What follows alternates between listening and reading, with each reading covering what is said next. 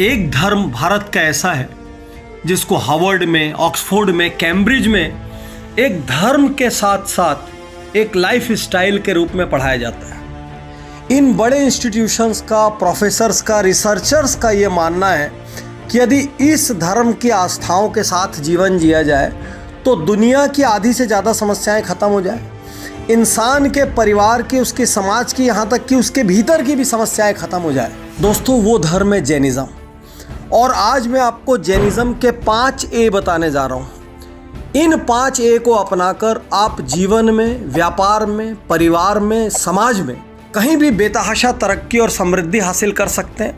आप सदा स्वस्थ रह सकते हैं, भीतर से खुश रह सकते हैं और इस तनाव भरी दुनिया का हर क्षण आनंद से बिता सकते हैं। दोस्तों, क्या है वो 5 ए? उसके पहले मैं ये बताऊं कि लोगों को ये भ्रम है कि जैनिज़्म जो है भगवान महावीर से शुरू हुआ है, क्योंकि महावीर जयंती के नाम से हमको एक हॉलीडे मिलता चला आया है, इसलिए सबको ये लगता है कि जैनिज़्म मीन्स भगवान महावीर।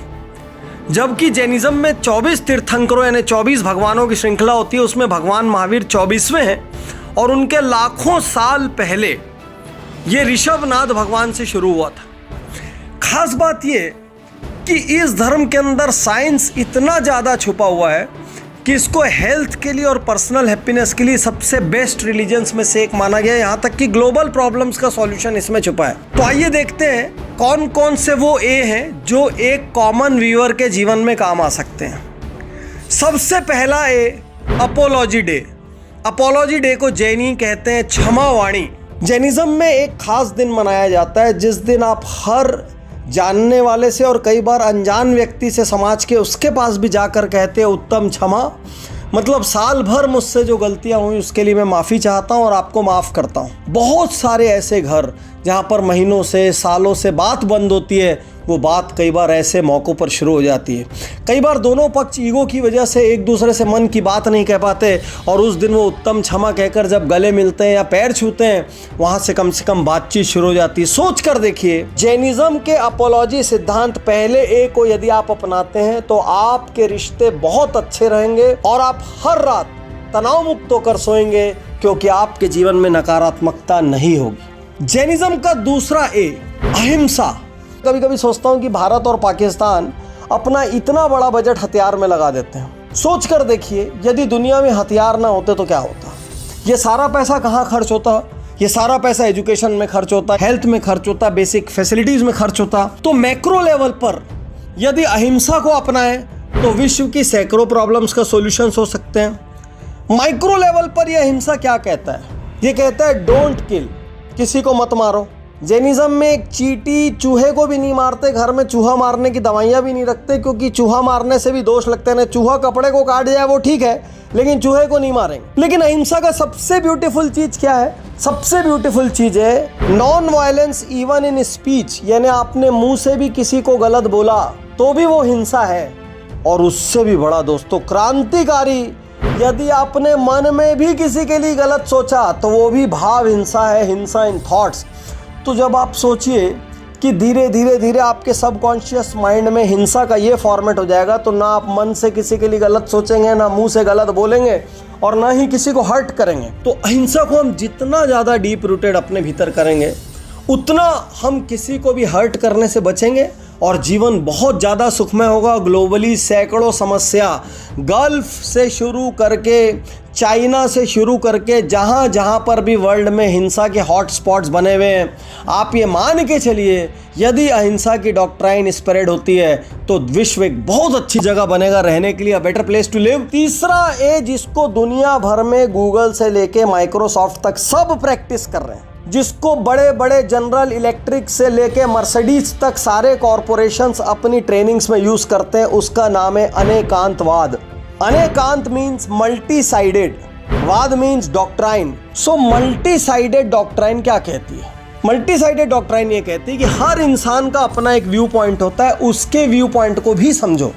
तो कभी कभी जो कहते हैं ना कि सामने वाले के जूते में पैर डालकर देखो, बिजनेस में कहते हैं कस्टमर क्या सुनना चाहता है वो समझो, कस्टमर की रिक्वायरमेंट समझो, कस्टमर बन के सोचो। ये सब कुछ क्या है? अनेकांतवाद।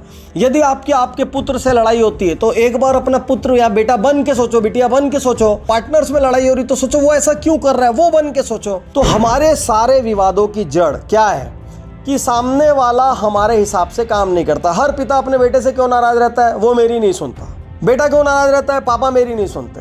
हस्बैंड नाराज रहता है, वाइफ नहीं सुनती। वाइफ नाराज रहता है, हस्बैंड नहीं सुनता। कोई किसी की नहीं सुनता। सबको लगता है मैं सही बोल रहा हूँ, क्योंकि हम सब लाइफ में सिर्फ एकांतवाद प्रैक्टिस करते हैं, मीन्स वन साइडेडनेस। तो मैनेजमेंट का सबसे बड़ा सिद्धांत जो जैन धर्म में डीप रूटेड है, अनेकांतवाद, वो ये कहता है कि यदि राजनीतिक पार्टी से लेके कॉरपोरेट जगत से लेके बिजनेसेस तक सब दूसरा क्या चाहता है, या दूसरा क्या सुन के खुश होगा, या दूसरे को हम सेटिस्फाई कैसे कर सकते हैं, या दूसरा यदि एक पर्टिकुलर टाइप का बिहेवियर कर रहा है तो क्यों कर रहा है, यदि हम इस तरीके से सोचने लग जाए तो हमारे जीवन में बहुत बड़ी सफलता होगी।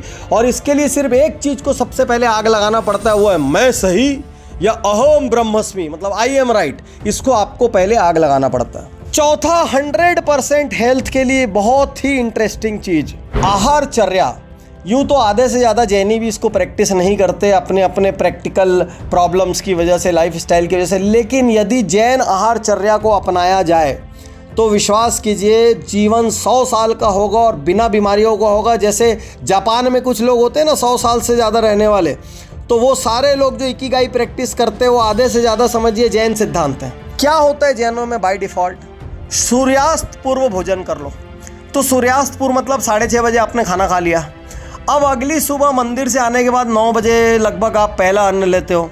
तो 15-16 घंटे की इंटरमिटेंट फास्टिंग आपकी हर दिन होती है, 365 दिन। तो जैन तो बाय डिफॉल्ट बचपन से इंटरमिटेंट फास्टिंग करते हैं। हालांकि बहुत सारे घरों में अब ये टूट गया है, लेकिन जो भी करते हैं वो 60 साल, 70 साल, 80 साल तक भी फुर्तीले रहते हैं, एजाइल रहते हैं, उनको बहुत सारी समस्याएं नहीं होती। वो इंटरमिटेंट फास्टिंग जिसकी आज चर्चा पूरी दुनिया में हो रही है, वो जैनिज्म में डीप रूटेड है बाय डिफॉल्ट। इसीलिए यदि आपको लंबी उम्र चाहिए, स्वस्थ शरीर चाहिए, तो आप जैनिज्म की लाइफ स्टाइल अपना लें, जिसमें से सबसे स्पेशल चीज़ है उनकी भोजन शैली, जो अपने आप 365 दिन इंटरमिटेंट फास्टिंग करवाती है। और सबसे लास्ट जो कि आज की इस मटेरियलिस्टिक दुनिया में बहुत बड़ा प्रश्न है, वो है अपरिग्रह। अपरिग्रह मतलब धीरे धीरे धीरे करके वस्तुओं का त्याग कर देना, उतना ही रखना जितना ज़रूरी है। हालांकि जैनी भी 50, 70, 80, 90% तक ऐसा नहीं करते हैं, लेकिन करने लायक चीज़ है, one of the most powerful elements है। इसीलिए आप जैन साधुओं को देखेंगे तो जैनों में भी अलग अलग सेक्ट होते हैं। श्वेतांबर सेक्ट में वो बिल्कुल सफ़ेद कपड़ों पर आ जाते हैं। दिगंबर सेक्ट में जब आप बढ़ेंगे तो वो तो कपड़े भी छोड़ के पूरी तरीके से न्यूडिटी की हद तक मिनिमलिज्म में चले जाते हैं कि हमारे पास ऐसा कुछ नहीं होना चाहिए जिससे मोह है। आज सारी दुनिया में मिनिमलिज्म की बात चल रही है। लोग कहते हैं उतना ही रखो जितना ज़रूरी है, बाकी सब वेस्ट है। जितना ज़्यादा ताम झाम पालोगे उतना ज़्यादा उसको मेंटेन करने का टेंशन, उसके लिए अर्न करने का टेंशन, अर्न करने के लिए गलत करने का टेंशन। तो जैनिज्म कहता है अपरिग्रह, मतलब उतना ही रखो जितना ज़रूरी है, बाकी जितना एक्स्ट्रा है उसको दान करते चले जाओ। क्योंकि आज हमारे असंतुष्ट रहने का मेन कारण क्या है? दूसरे के पास एक्स मॉडल की गाड़ी है, हमारे पास नहीं है। दूसरे के पास इतना बड़ा बंगला है, हमारे पास नहीं है। उसका बच्चा इतने बड़े स्कूल कॉलेज में जाता है, हमारा नहीं जाता। उसके पास इतनी बढ़िया ज्वेलरी है, हमारे पास नहीं है।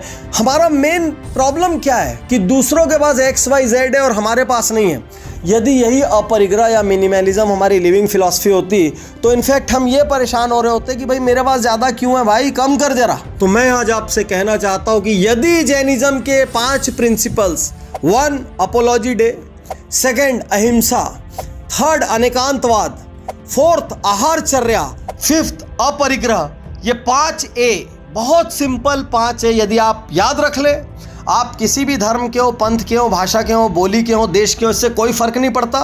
यदि हमको एक शानदार अद्भुत जीवन चाहिए जिसमें खूब हैप्पीनेस हो, जॉय हो, पीस हो, जिसमें खूब सारा सक्सेस भी हो, लेकिन उस सक्सेस के रास्ते में बहुत कुछ गलत ना करना पड़े, तो जैनिज्म एक आइडियल लाइफ स्टाइल है। दुनिया की टॉप मोस्ट यूनिवर्सिटीज ने जैनिज्म को एक लाइफ स्टाइल के रूप में दुनिया की बेस्ट लाइफ स्टाइल्स में से एक कहा है। तो आपको इसमें से सबसे अच्छा क्या लगा, आप क्या अपनाना चाहते हैं, ये मुझे जरूर से जरूर बताएं। शुक्रिया, धन्यवाद, थैंक यू।